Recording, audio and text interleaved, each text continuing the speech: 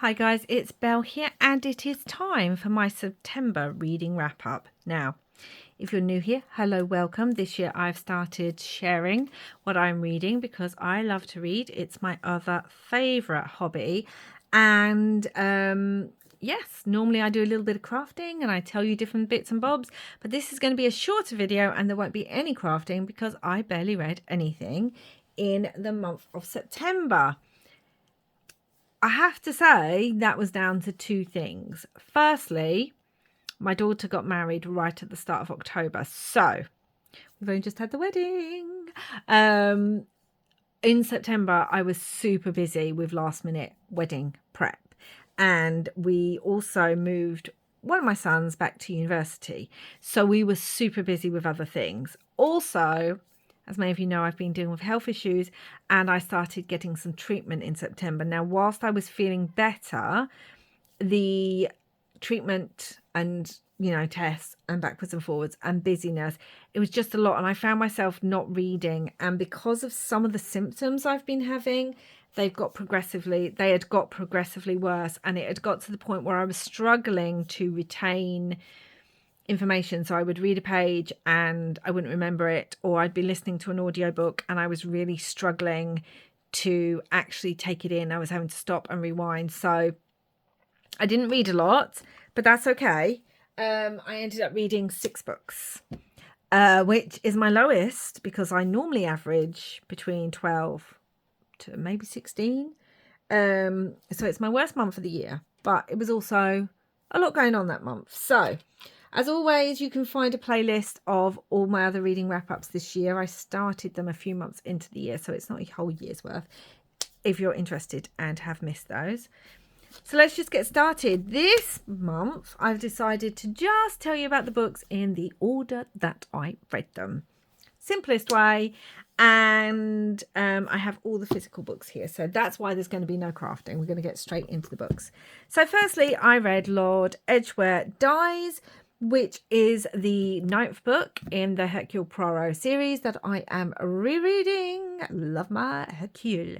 And this is a good mystery. I gave it 4 stars. I think because obviously I've read it several times and watched the adaptations of it. Obviously, I knew what twists were coming. But there was one part of it that I was like, oh, I completely can't remember how that plays a role. So let me tell you the story. Poirot is sitting at home with Hastings, and Hastings says, oh, I've heard Carlotta Adams, who's an American who is over, she's performing at the theatre. She's kind of like an impressionist and things like that. Shall we go see her? And Poirot's like, oh, I don't really want to. But they end up going anyway. And whilst they're there watching Carlotta Adams' performance, they bump into Jane Wilkinson, who is married to Lord Edgware. Now, Lord Edgware, why can't I say the word, is not a very nice man. Actually, considering the time this was written, some of the stuff they say about him would have been very shocking at the time. A lot of people think Agatha Christie's books are cozy crime. They're not cozy crime. And they can deal with some quite difficult subjects. So, yeah, that was interesting. But he's not a very nice man. And Jane Wilkinson says to Poirot, I'm desperate to divorce him. I don't love him. I don't like him. He doesn't treat me well. I've fallen in love with someone else and I want a divorce, but he won't give me one. Could you go and talk to him? And so Poirot goes to talk to Lord Edgware, and we go from there. Lord Edgware, as the title says, it's not a spoiler, dies. And we go from there trying to work out who has killed him. And this is one of those books which is interesting because Poirot basically almost gets it wrong to begin with, and then it's just a random comment which suddenly triggers his little grey cells a little bit, and he goes, oh, I've been wrong actually.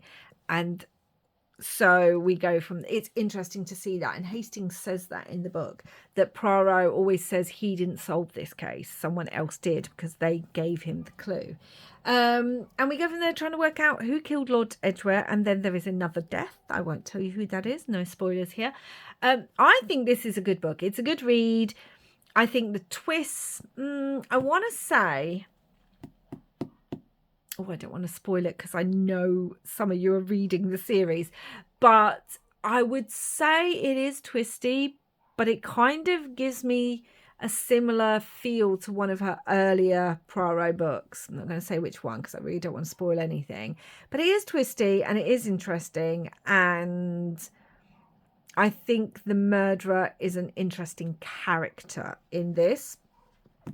So I gave it 4 stars. It was a good read. It was my first book finished. As always, I finished it straight away. I always do. I always have the audio and I swap between the audio and the actual book. I've had these books since I was a teenager.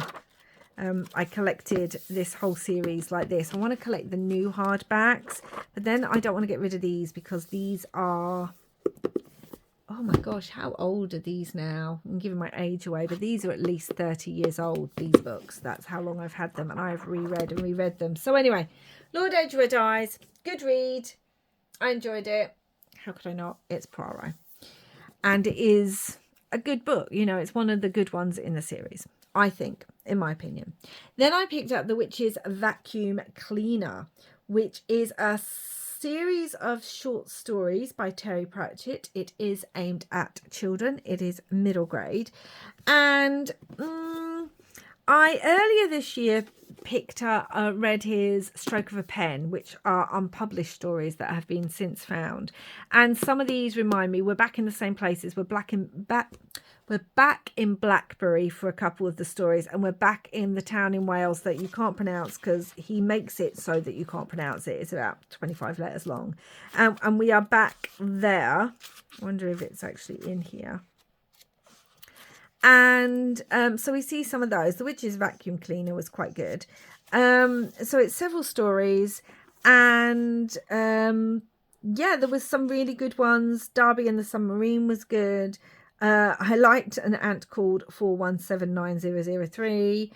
The Fire Opal was fun. Blackberry Park statues. That was actually quite touching, the Blackberry Park statues. So yeah, we had quite a few gnomes, dragons, trolls, disappearing ants, walnut submarines, all that good stuff. Sheep rustling. I'm trying to find... Yeah, this is the name of the Welsh town that we're back in. So, yeah, I only gave it 3 stars. I don't think it's as good as A Stroke of the Pen, but I still enjoyed the stories. I still always like to be in Terry Pratchett's mind. I just found maybe these were too much written for younger children. I'm basically reading his middle grades at the moment since I finished the Discworld, and I miss him in my life. I think next year I'll start a reread of the Witches series in the Discworld. So if I'm doing these videos next year, you will get to hear all about my views on those, even though I've already read them all. Yeah, it's just a good book. If you've got little people in your life, young children, or if you just love Terry Pratchett and haven't picked this up, it's worth a pick up.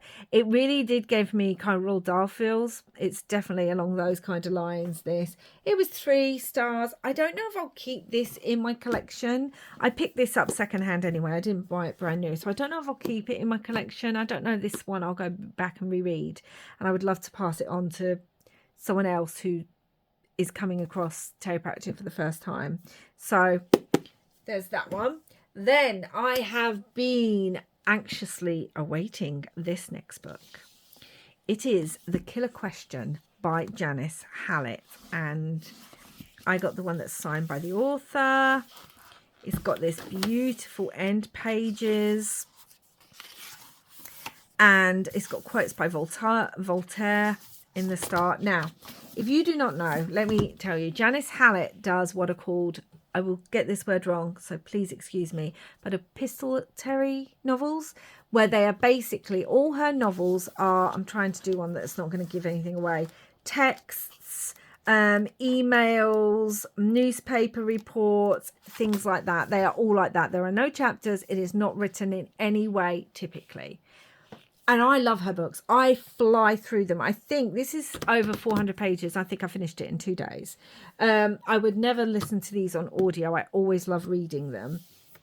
In this one, we have a couple, I'm trying to remember their names, the Eastwoods, Sue and Mal Eastwood. They take over this small pub called The Case Is, that they named The Case Is Altered. And they take over this small pub down the end of this tiny lane, and it's kind of been dilapidated and falling apart. They take it over and they start running a pub quiz night. And they have teams that turn up, and you actually see, I'm trying to see, so quiz team, and where they sat the subjects for the quiz. Sorry, my brain fog is still not great. The sort of topics for the quiz, and then who got what and what their scores were. So you get those in the book too. And so they're part of this pub, but they're also part of the part that I really loved, actually.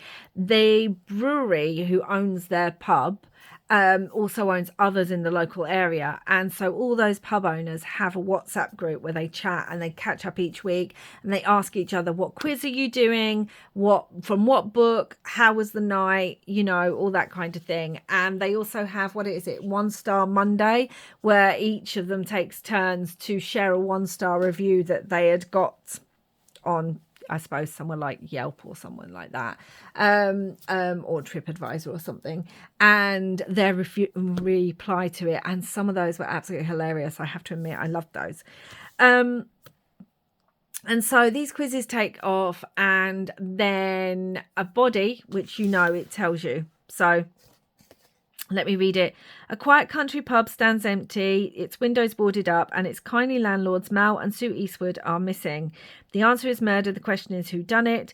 What could have happened? A lot of strange events occurred in the days before they disappeared. A murdered man pulled up from the river, an eccentric couple on a houseboat who claimed to be led by a spirit guide, and a mysterious new team who suddenly appeared and began winning everything, to the anger of the locals. Can you crack the case?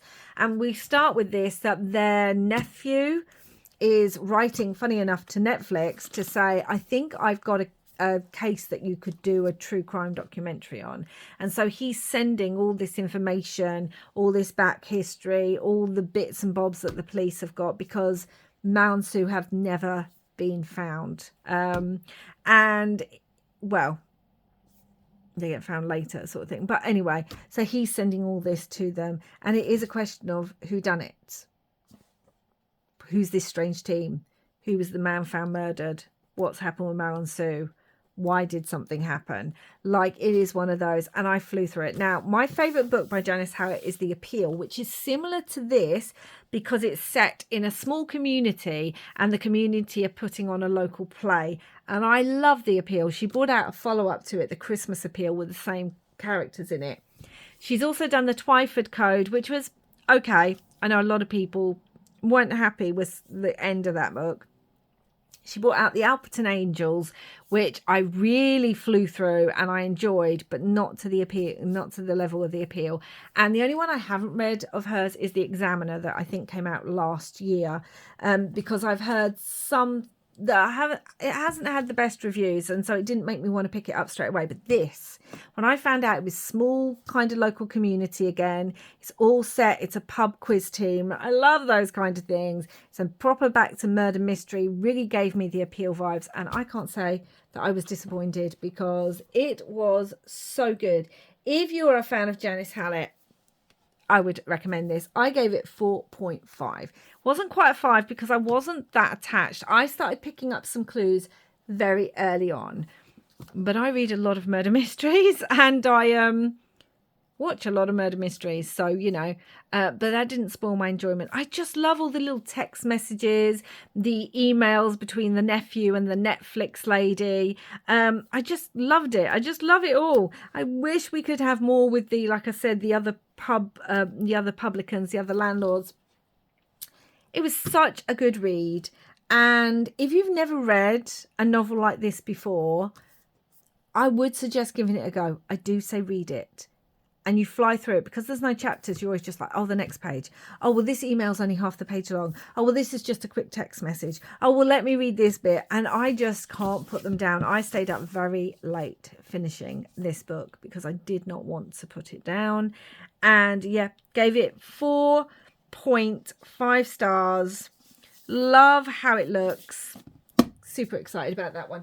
Earlier this year, and I think I shared it with you, I read her first middle grade novel, A Box Full of Murders, which was exactly the same. It was documents, it was emails, it was things like that. It was phone records.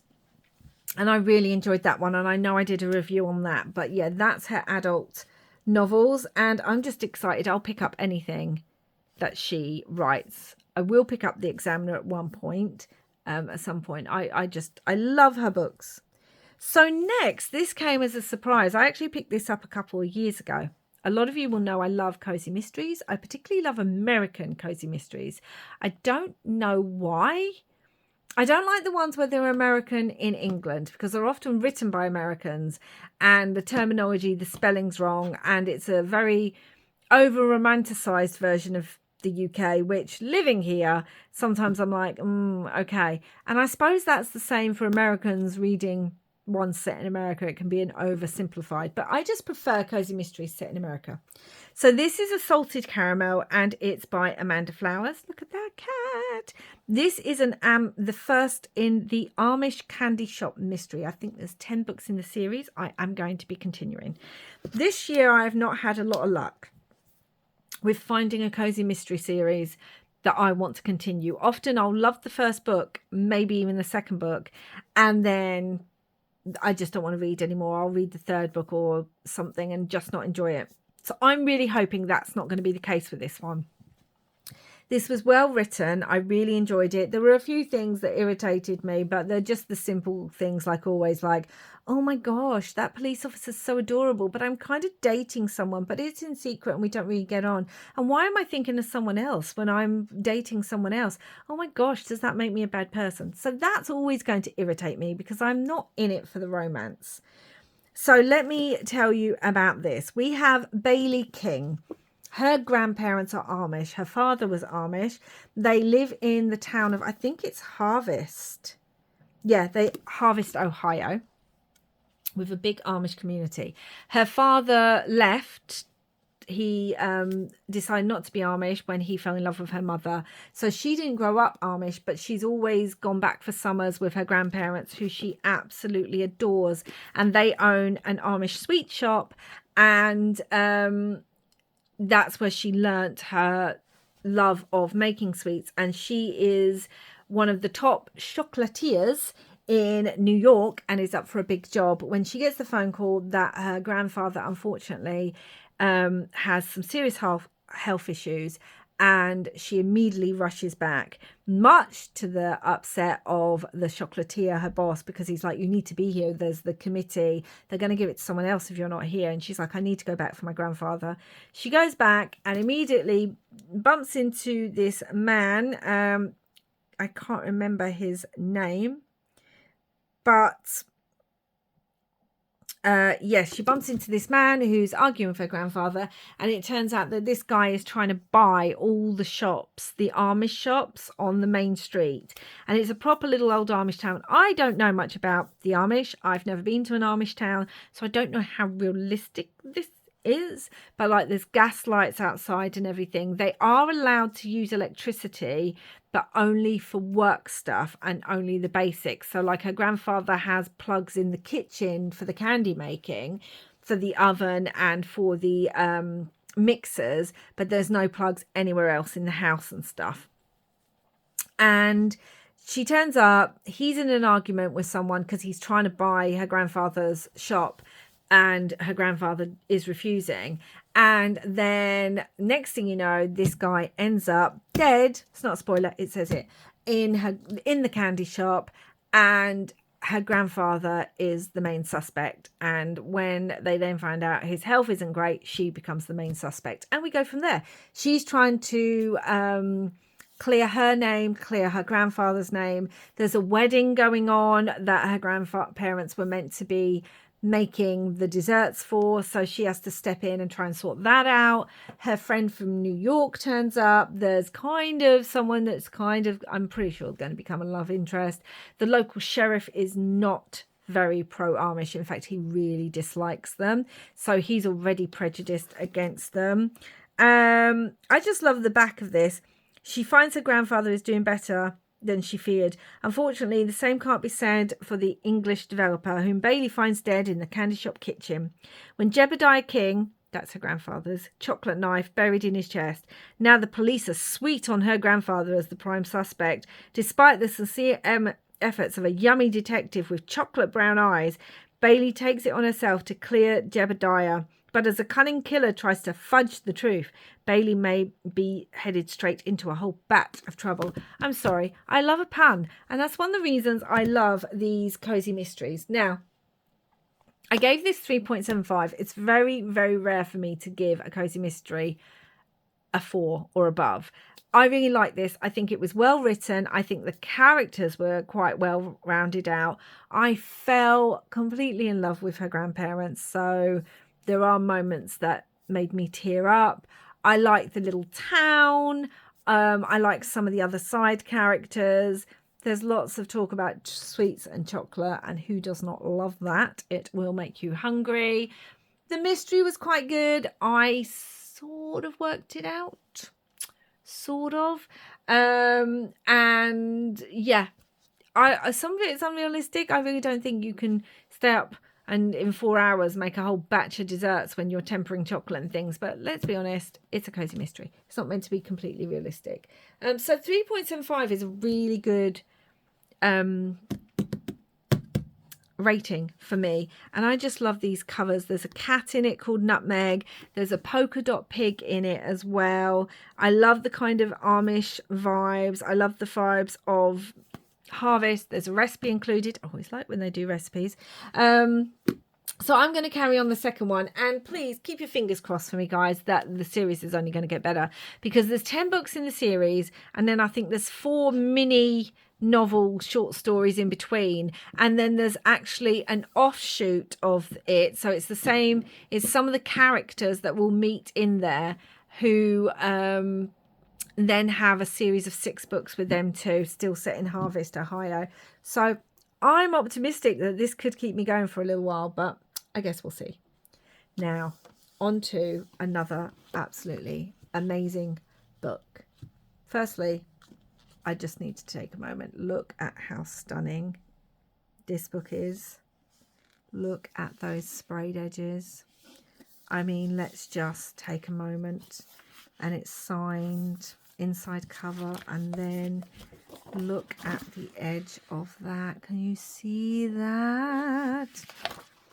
Oh my goodness me, guys. Take a moment for a beautiful book. Let's really just soak it in. Okay, now we've done that. So, Natalie Haynes is one of my auto-buy authors. I love her work. She writes fiction and non-fiction. In her bio, I'm trying to see if it says more about her. She basically does classics for the most part. I think she's got one book that I haven't read that's more of a modern one, but takes influence from maybe classics, but it's set in the modern times. So she has a podcast where she discusses the classics. She does stuff for TV. And I just love her. They are a feminist retelling, so we focus on female characters that we may not always get focused on. Now, I love her fiction, and I absolutely adore her nonfiction. So Pandora's Jar is a nonfiction, Divine Might was a nonfiction, and she has made me look at characters that, even though I often read and think from the feminist point of view, she's really made me look at things sometimes where I thought I've never looked at it somewhere that way, especially here. The way she talks about the golden ram, who is the golden fleece. I haven't told you what it's about. Let me tell you. So this is supposed to be a retelling of Medea. Now, I don't know. If you know anything about Greek mythology, you will know that Medea is she's a complex character who is often hated. I don't want to give away too much because I don't want to give away spoilers for the book in case you don't know anything about Greek mythology. But if you do, you'll know what I mean. Medea commits an act that basically makes her one of the most hated women in mythology. But before we get to that point, there is more to her story. So what Natalie Haynes has done, and she discusses this in her author's note, is she has taken some of the very earliest plays on Medea and Greek plays, obviously the ancient text, translated them and fitted a lot of it into this story. She's not retelling it. She's not changing necessarily the story. Certain things that Medea is known for still happen, but I think she gives you the wider lens. Now, I've heard some negative reviews about this, that Medea actually only comes into it maybe 2/3 of the book in, a little over halfway. I don't mind that personally. We spend a lot of time, there's a lot of characters in here. So you can see that we've got a lot of characters. This is just carrying on the characters. She's got the original Greek Euripides Medea. We've got the map of the Argo, and we talk about the Argo. If you don't know, many of you might remember the original Jason the Argonauts from the 70s. This is basically, no friend to this house is a quote taken from one of the ancient Greek plays on Medea. And Jason is supposedly a hero. I tell you, when you really look at what these heroes did, yeah, they're only heroic if you look at it through a very narrow lens. But we follow Jason, we follow the Argonauts, we follow all sorts of people in this book. We have all sorts of characters. I'm trying to find some. It's not just Jason, it's the women of Lemnos, the actual goat itself, the gods. We see Hera in this, we see Artemis, Aphrodite's in this. There are so many characters, tiny little side characters as well, that you never really hear about. I always pronounce this name wrong. Semele, the mother of Dionysus, the human priest, human princess. We actually see her sister, which in all the books that I've read never talks about her sister. And her sister is very much tied to the story of the ram that has the golden fleece. And so we see her in here, and like we see the nurse that is with Medea in here, and apparently the nurse is in one of the original Greek plays. And we follow as Jason goes on his quest with the Argonauts on the Argo, the boat the Argo, to bring this golden fleece. And basically, as this book points out, Jason would not have achieved anything at all. Everyone does everything for him. He's helped by goddesses. He's helped by Artemis. He's helped by Aphrodite. He's helped by all the different goddesses. He's helped by women. Every single woman he meets seems to fall under his spell and is helped by him. And one of the women with the saddest story is Medea. He goes to Colchis, where the fleece is, and wants to take it from her father, who is the son of Helios, the Titan, the sun god Titan. And he is a horrible man, her father. And he basically wants Jason dead. And there's all these tasks. And Medea has a way with witchcraft. She's a sorceress and she can do spells. Medea's aunt is Circe, who is also a goddess of magic. And her other aunt is actually the person who gives birth to the Minotaur in Greek mythology. So she has quite the lineage, you know what I mean, genealogy.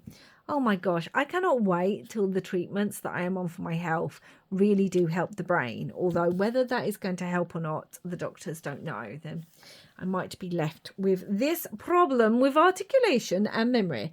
Anyway, let's move on from there. So Medea supposedly falls in love with Jason. The way it's dealt with in this book, I don't know if that's how it's actually done in the ancient Greek, but I love it. I love the way they did with it. She falls in love with Jason. Jason promises to marry her. Oh, I will marry you. I love you. All this, that, and the other, as they profess their love. And she helps him. She helps him overcome the task that her father have set him that should have killed him. And he promises to take her away and marry her. And so they do. They travel, they have a sort of marriage under the eyes of the gods. And, you know, so it's not official in a church, because he keeps saying, well, you're not really Greek. Well, you're not really Greek, so you know, but it's the gods witness, you know, the nymphs or whoever turn up and bless their wedding bed and all this kind of thing. And they have children together. And they travel, and the Argonauts disperse and go their different ways. Hercules is in here and that. I was interested that she didn't put Atalanta in this book, because Atalanta is supposed to be on the Argo as well, the only female on the Argo, but she wasn't in here. Anyway, Medea, her father's been trying to chase her down, and Medea goes and makes a life with Jason, and Jason is just never happy, and Medea becomes more and more well known, and this annoys Jason more and more, and then he makes a decision which will change his life, Medea's, and everyone around them, close to them, forever. And I cried. It should have got a 5 because I did cry. But I think because I wasn't as invested maybe in some of the characters. I liked Medea. She's a complex character. You are not going to go in this and absolutely love her. She makes wrong decisions. Not always her choice, but she makes wrong decisions. Her love for Jason is blinded by the reality. But again, there's a reason for that. And she knows his faults and yet still expects him to be a different person. And she does make decisions that she shouldn't really. And one of her biggest decisions, again, if you know the myth, one of the biggest decisions, the thing that she becomes hated for, I love the way that was dealt with. I love the reason that was given. And I hadn't heard about part of that bit. I'd heard what her deed was, but there's another part to it. And apparently that was in the ancient stories as well. So I loved this book. I dislike Jason even more.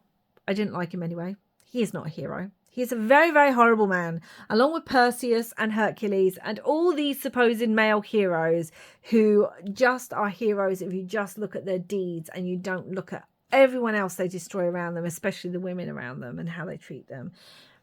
But she also didn't make Jason completely unlikable in this. Like, he has a personality. He wins people over, and this book shows that. This book shows how he can be manipulative, but people love him. So he wasn't just wishy-washy. There were aspects to him, and you could understand to some degree why Medea would stick by him, even though she knew his faults. And again, she doesn't completely make Medea blameless, but it's a very complicated story, and I loved it. I really loved this book. I literally, as soon as I hear a Natalie Haynes comes out, I literally went to the bookshop the day this was meant to come out, and they didn't have a copy, and I was like, but it's meant to be out today. And they're like, it's in our warehouse, we're going to have it here soon. The next day I went in and it was there, and I picked it up straight away. I normally pre-order, but I haven't been pre-ordering this year much. I've just made a list of the books that I know are coming out, and I go in on the day they're out and I pick them up. And yeah, Natalie Haynes is an auto buy. She's one of my favorite authors. I love her retellings. I love her nonfiction. And if you love audiobooks, I highly recommend that you pick up the audiobook, because she narrates them herself. And not only does she narrate beautifully, but like there's a bit in this, I can't remember what they're called, the mountain range, the Argonaut, the Pleiades or something, it begins with S. The Argonauts meant to go through these mountains that open and close like this. No ship's ever been able to get through them. And she narrates a chapter in here, a small one, from the point of view of this mountain range, which sounds random. But the way she does it, it sounds like the waves, the tide moving in and out. Oh my goodness. So although I have the book, I listen to the audio of this. And I always listen to the audio of her books, even though I have every book. I read them, but I will always, always listen to the audio. And yeah, she even narrates from the dove when they send the dove through the mountain range. She narrates from a little bit from the point of view of the dove, which sounds really weird. And the way she talks about the golden ram and how it became the golden fleece, it just makes you look at it so much different. I can't. I know I'm talking like this should have been a 5-star. There was just something that didn't quite put it to a 5-star. Stone Blind got a 5-star. That was the retelling of Medusa, but this was a 4.5, maybe a 4.75. Loved it. Loved it. Loved it. Loved it. Final book I read. If you watched last month, you will know that I read Garlic and the Vampire by Bree Paulson. These are graphic novels, and this is Garlic and the Witch. There's only 2. I desperately want Bree Paulson to bring out just one more book in the series. This got 4 stars. It's not. I love Garlic and the Vampire more. I'm going to sort of try and show you some of. I love this. Look, to all the sprouts facing big changes and uncertainty. There is so much representation in here. And the representation of anxiety is so good in here. And we are following, again, little, I'm trying to show you, I don't want to show you, there's no writing on here, but this is the kind of art style. We are following Little Garlic again. She was in the first book. Basically, we are in this world where there is Witch Agnes, and she has magically created these little vegetable and fruit people, and they help her in her garden, and garlic is one of them. We've got carrot, we've got potato, we've got tomato, we've got celery, who's not a very nice person. We have all these little fruit and vegetable people, and garlic is a little anxious bulb. In the first book, I literally think it says to all the little anxious bulbs out there or something, she's a little anxious bulb. And in the first book, she meets a vampire who has recently moved in, and they send her to deal with him because she is garlic, and she has to overcome all her fears and anxiety. And in this book, she wakes up and discovers there's a change that she was not expecting, and it really throws her.